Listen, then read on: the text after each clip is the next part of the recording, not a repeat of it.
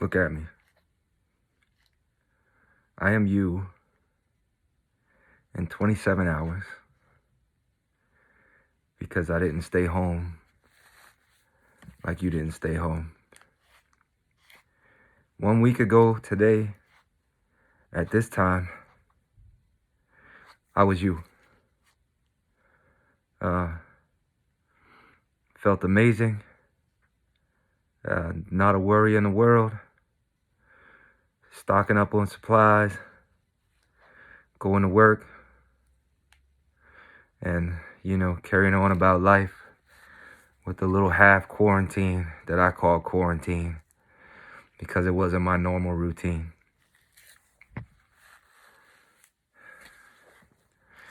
I'm you today in a week.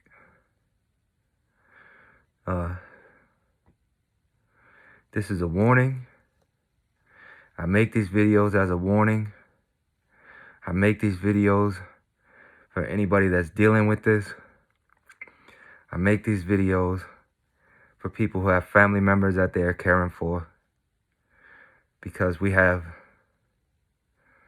the news, and the news only tells us about numbers, about stimulus packages. The news isn't telling us what this really looks like from an inside perspective. So, this is for you, if you are watching this. This is update number 3. My symptoms, I will go over shortly.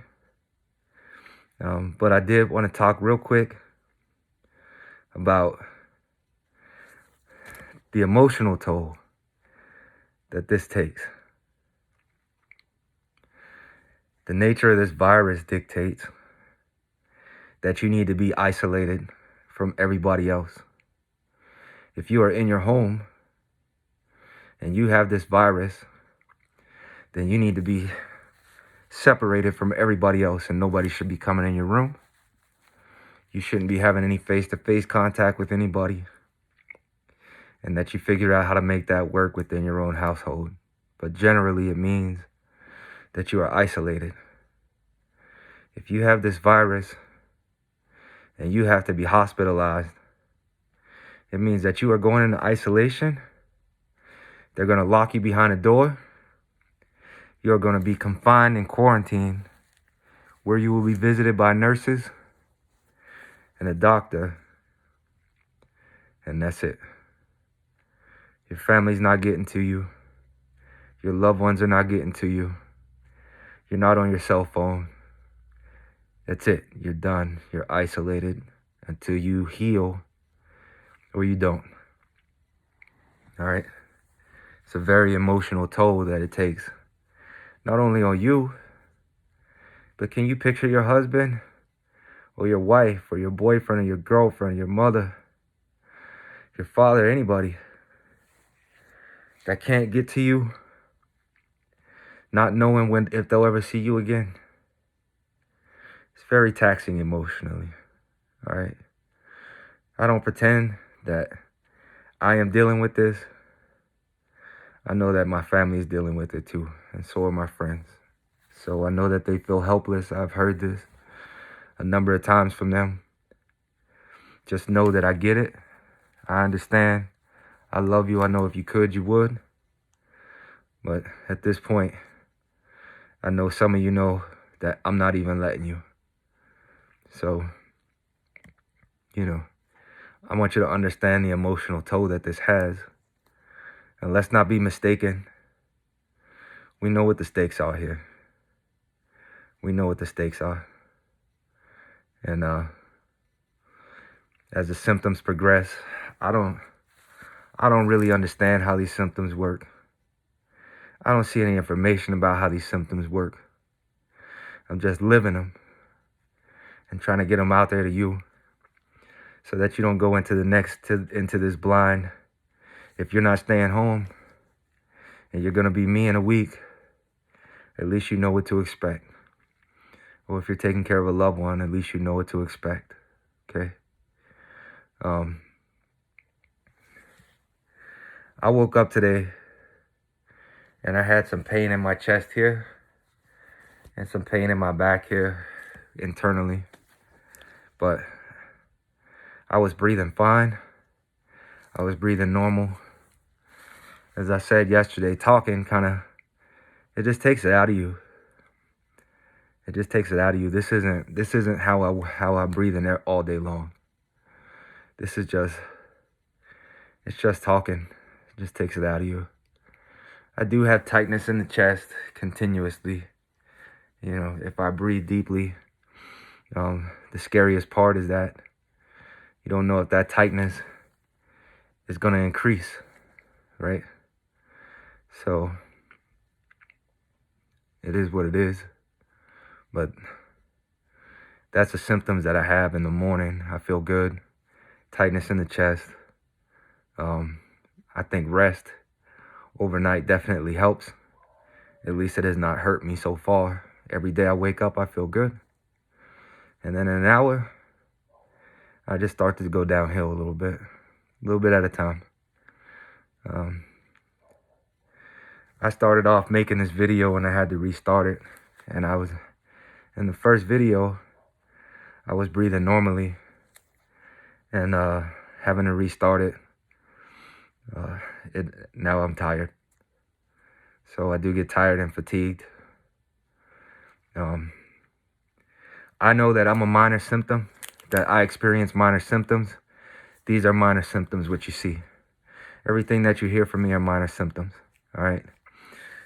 Last night, after I made the video, about 2 hours after that, I started experiencing a runny nose. As the night progressed, same thing as I updated you guys with yesterday, the fever started going up. I got up to about 101 last night. The nights, they're rough, okay? This is not what the night looks like. The nights are rough. I feel worse. I feel more tired. The tightness in the chest gets more extreme. I got a blazing headache last night. It was the first time that I decided to take Tylenol. My primary care physician prescribed promethazine for me. And I took that last night. And I had to put myself out of my misery after drinking hot liquids, because the nights are pretty bad. So with these symptoms, you wonder when they're going to progress to something else. You know, like I said, we know what the stakes are. And having these symptoms is just like, you know, when is it going to progress from one thing to the next? Is it going to progress from one thing to the next?